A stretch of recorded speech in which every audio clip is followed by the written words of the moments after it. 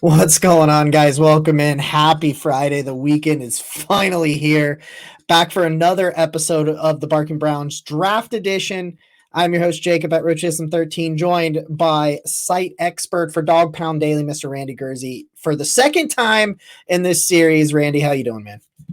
I'm good, man. How you been doing?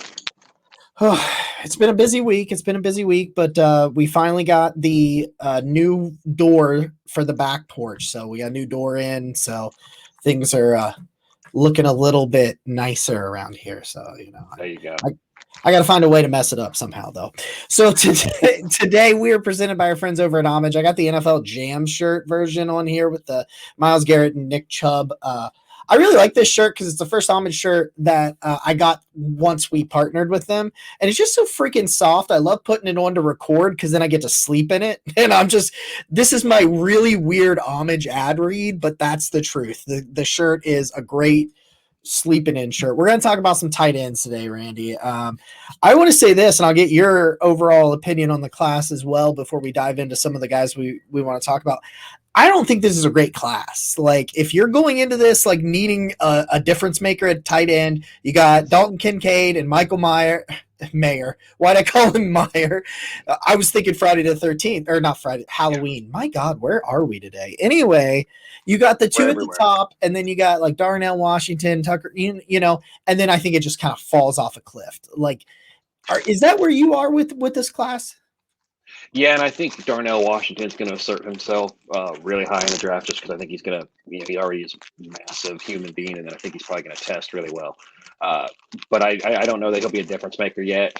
He's somebody that's, you're going to have to develop him. You're hoping that you strike gold there, but I would agree with you. I think there's really only two guys that really you feel confident would be starters and potential difference makers. But other than that, it's some pieces. It's some guys that can, fill in depth, which thankfully for the Browns, that's what they need. They've got their starter in David Njoku. So they're not going to be in the market for Michael Mayer or Darnell Washington.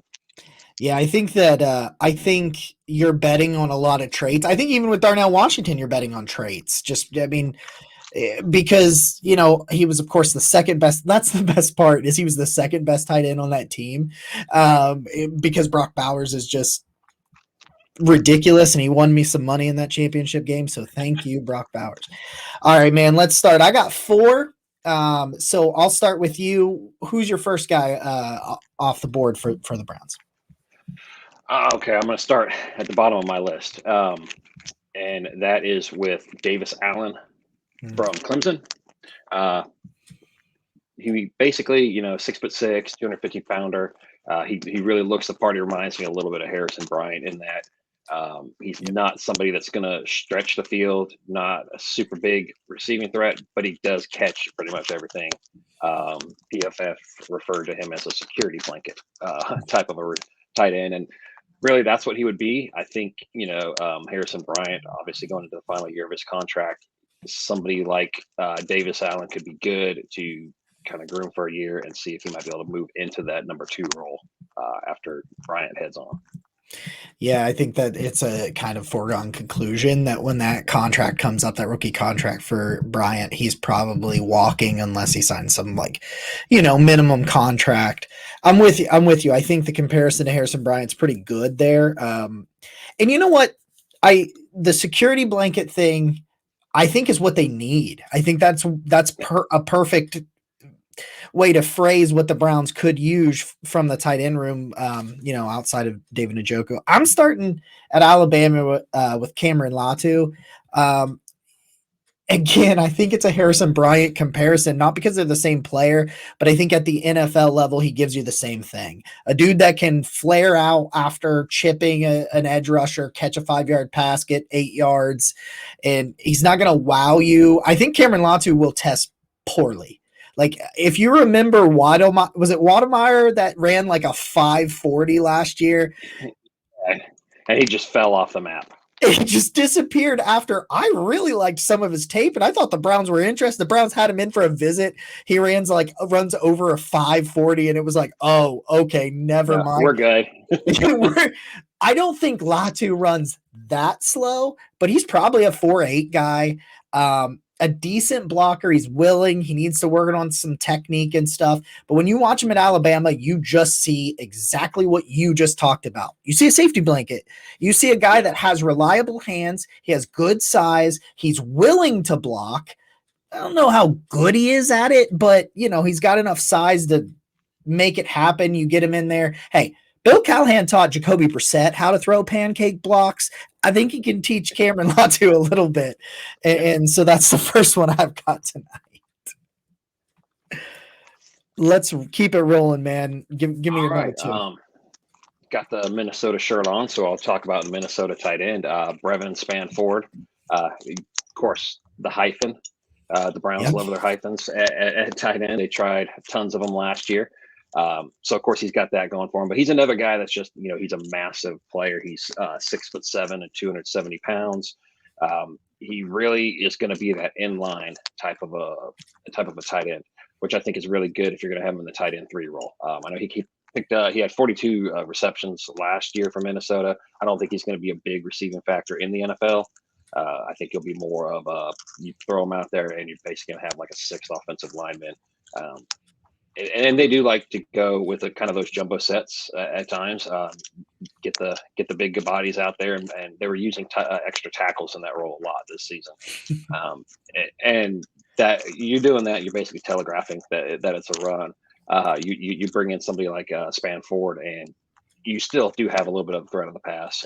So he's a guy that I think will be around in day 3, late day 3. So I think he's worth looking at. Yeah, I'm with you. Absolutely. I think that day 3, there's some guys I'll talk about that they'd have to take day 2, but I think ultimately when they go to the position, I think it is these day 3 prospects that we're talking about. A guy I really like, and it's not just not because necessarily the tape shows a ton of production. I just think it shows a lot of potential, is Sam Laporta from Iowa.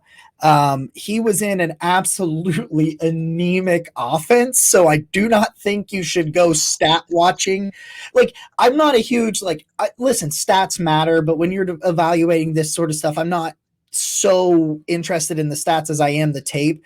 The stats are going to tell you he's terrible, and that's because Iowa is terrible on offense. They were this year, and he was the best thing they had out there for the most part, most of the year.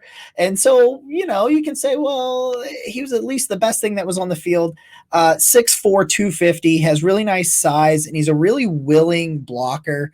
He needs refinement with his hand placement and his technique, but he's got good size and strength, and he's willing to try.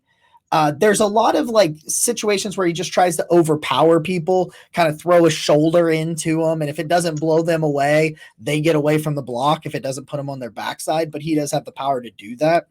He's a really crisp route runner. I think that's his best quality. He gets in and out of breaks really well, has good, reliable hands. He's only kind of an average athlete. So he's probably late day 2. I think he falls into day 3. And he may test well, but like I said, I don't think he's a crazy good athlete. So I'm not sure the testing will bump him any. But the tape shows that if you're looking for a rotational piece, which is exactly what this team needs, I think Sam Laporta is a really good fit for what the Browns need. And he was one of the ones on my list too. One thing about him that you pointed out, he was all they had at Iowa. And you even mentioned that he's not going to blow anyone away with his athleticism, his speed, any of that. But he caught 14 screen passes, so that's just how limited their offense was. That they're still having to use him in that way. He was their offense.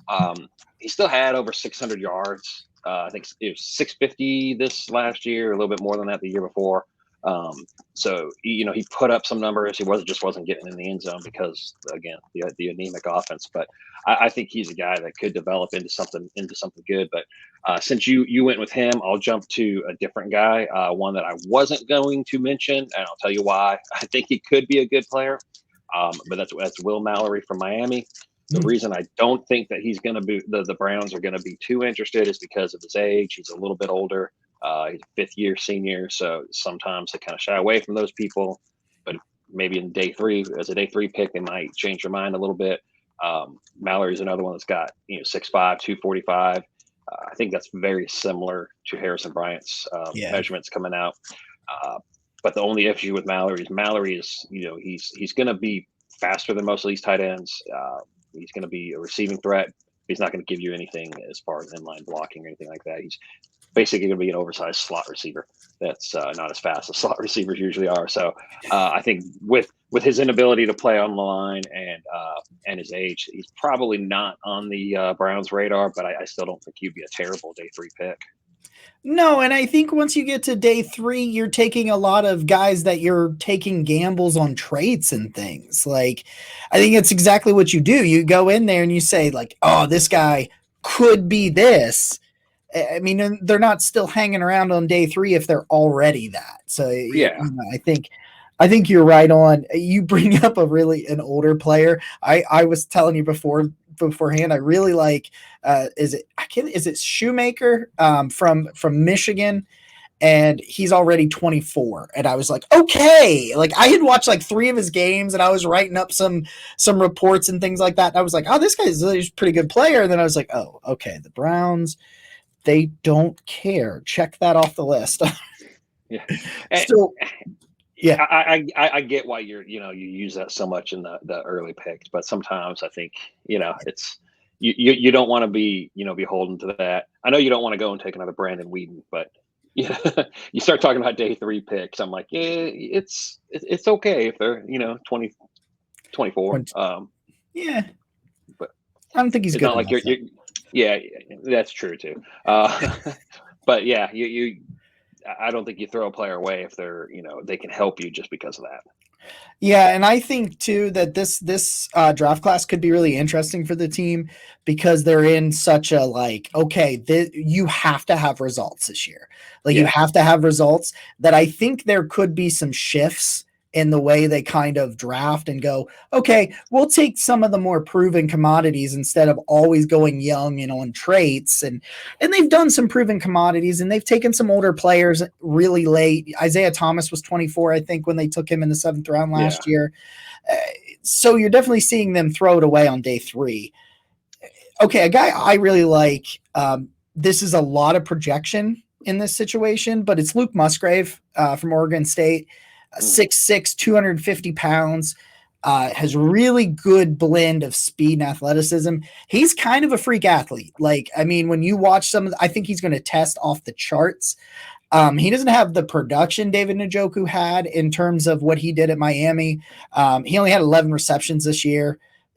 I think, what is it? Yeah, 13 starts in his college career as a senior. And so you're gonna look at it and you're gonna be, okay, I don't have enough production, I don't have enough stuff on tape. But if you're sitting again day 3, you're looking at a guy that has a really excellent size, athleticism, and he's really a really good red zone target. And that's exactly what Watson likes. We talked about this all offseason and during the year. And you and I have had this conversation about what Watson likes to target in the red zone, talking about tight ends and stuff. I think Luke Musgrave is exactly that. I think he's exactly what you want to look for in the red zone. Big bodied target with reliable hands and the athleticism to go up and get the ball. And I think, as they're trying to look through some of these tight ends, he is 22. He's a redshirt senior. But I think this is the one that you look on it and you say, yeah, a little bit older than what we normally go. Because I think he's already 22, so I think he'll be 23 by the season. A little bit older. But again, we just talked about it. Are they going to change some things? And are they going to finally say, hey, you know what? This guy has all of these other boxes. He doesn't check this one, but he checks all these other ones. Let's go for it. Yeah, and one thing to note as well, Deshaun Watson had a lot of success with some lesser known tight ends. You had Jordan Thomas had 4 touchdowns in 2018 with them. Jordan Akins looked pretty good for a bit in 2019 with them. So he doesn't have to have, superstar tight ends to utilize them in the red zone. And of course that would help, but you get somebody that has those traits and he can help bring that out of them, which is why somebody like that could make a lot of sense. And also, I was just looking at Luke Musgrave's stats. I didn't know this, but he had a punt return for a touchdown as well. So how did I miss that? I don't know that I've ever seen that on a tight end stats before. It was only a 37-yarder, but yeah. but was he lined up as I'm gonna have to look that up now. Yeah, we're gonna have to look that up. I like I said, I've never seen that before. So All right. I'm interested in that. It's side note, Jordan Akins that you just mentioned, free agent. There we go. I did write something a little while ago that talked about that I think that could be a free agent they go after just because it makes a lot of sense there. All right, Yeah, you got one more for me? I do. Last one that I have is the one that I've already told you about. It's kind of my the crush that I have going into this draft. Possible third day pick, which is Tucker Kraft from South Dakota State, the Jackrabbits. Tucker Kraft is 6'5", 255, so he's a little bit bigger. He may slide into the later part of day two, late third round pick maybe. But I think even there he's probably worth it. He's a guy that's Yeah. he's going to be very athletic.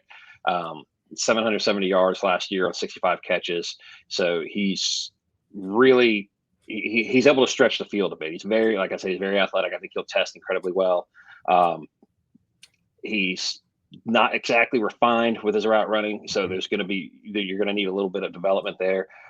Didn't do not great inline blocker. And then, of course, the fact that he played at South Dakota State. So you're going to have to worry about that level of competition. And that's why, even though I think he's got that day two talent, that he may end up sliding into day three, just because of all those things. I don't think that he's going to be a ready-made player to come in and just contribute right away as a rookie. But I think he's somebody that by year two could really be a threat as a second tight end. Interestingly enough, my last one is Tucker Kraft. I will say this: Dane Brugler just had him at the 40th overall pick in his latest mock draft. Man. So, it's very interesting. I actually had a tweet the other day that Tucker Kraft liked. So that was a thing that did happen. That's confirmed, just so everybody understands that. Dude, he's a bully. Like, I flipped his. Well, first I went and watched YouTube, because a lot of times I'll go to YouTube first and watch some highlights. Show me when everything's right, show me what this guy does. So I get on there and I watch some highlights, and he's just. Do you remember, like, I know it's not nearly the same thing, but do you remember how old, was it Mike, how do I pronounce it? The running back for Tampa. Why am I blanking on his last name? Mike Allstott. Yeah. Reminds me of him, the way he would just carry the ball with both arms, but it didn't stop him from just barreling over people. Yeah. And I think Tucker Kraft does that. Like, he's got the athleticism to go up and get the ball, which is very surprising. You say 255. I think the dude's, I know that's what he's listed at. That dude's bigger than 255. Like, yeah. And I know I didn't see a lot of video of him doing the inline blocking, but as you said, he's got the power. I think he can do it. And I think that you could really develop him into a solid number two tight end. And if Brugler's got him at 40, he probably will end up going closer to that than what we're thinking. And again, you go back to what you were talking about. This class isn't really loaded. Mm-hmm. So maybe somebody that's wanting a tight end is going to look at him, see the traits that are there, and then know that, hey, we can possibly turn him into a major stud in the NFL. So he'll probably go higher than I'm thinking, but he's definitely somebody that I like a lot. I understand this, and I had some conversation with some people talking about, like, you'd have to do some convincing to take him at 42 with all the other needs. But if you go out and say grab Paris Campbell as that speedy field stretcher, and then Tucker Kraft sitting there at 42, and you love the idea of two physical athletic freaks in the same room with Amari on the outside, DPJ on the outside, Paris Campbell, something. That's just a guy I'm thinking of, because I'm really kind of leaning towards playmaker at 42 than defensive line, even though I think defensive line does take a huge precedent in this draft. And I wouldn't be surprised if they went defensive line early, defensive tackle and defensive and edge, and, some things like that. But I'm just saying, like, if you've already got that field stretcher, or you like a guy, there's a lot, I think, of day three guys that are field stretcher. They're very specific. Like, I don't think this wide receiver class is like the last 2 years, but there's some really good role players in this draft. So I think you could listen, if you take Tucker Kraft at 42, I'm fine. I feel great about it. Yeah. And, you and I were talking about this before. You don't pay $230 million for a quarterback and not give him weapons. So I think if you do go any kind of offensive playmaker at 42, I don't think you're going wrong there. I think you do still you have to realize too, you've got talent on defense. You have players that have Yeah. produced. We've seen them play very, very well. So if people are really, of the belief that the problem was Joe Woods, then you don't have to go settle for you don't have to go defense at 42 because you know that Jim Schwartz is going to get a little bit more out of them. I believe that Jim Schwartz can. I definitely, they do definitely need a defensive end. You need a run stuffing defensive tackle, which you're not going to take a number at 42 anyway. That guy is going to be there in round 3, maybe even round 4. You just need that big body that's going to go in there and clog up the lane. So you can find that later. I don't think that you need to be pigeonholed to anything. When Alex Wright did play this year, I think he was fine at defensive end. He's not explosive like Myles Garrett. He's not gonna, rack up double-digit sacks, but he's a guy he sets the edge and he plays well. And I think he can start if nothing else. And there's nothing wrong going out and getting somebody in free agency. Dante Fowler, he's going to be out there. I think it was 6 sacks that he had this year. So he played, he played pretty well. It's better than what Jadeveon Clowney put up. So there are options out there that you don't have to go a certain position in the draft. And I think that, we'll see Andrew Berry and the staff really kind of try to put themselves in a position to succeed by bringing players in that they're comfortable starting in case that person's not there. Yeah. Well said. All right, man. Before we wrap this up real quick, give me a guy lately that you've been watching some draft stuff and checking them out. I know you've got several crushes, but give me one that lately has surprised you that you think you liked him a lot better on tape than you thought you were going to. I would probably have to say that it would be Tucker Kraft. I thought that when I first was looking at him, I thought he would be just an interesting player. Hey, this is a guy that did well, at a smaller school, but I didn't think that I would start to, basically, like I said earlier, him become my draft crush. Where I'm like, okay, this is the guy that I think is going to be a big home run for somebody if he's developed right. But yeah, he's somebody that I like. I like him a lot.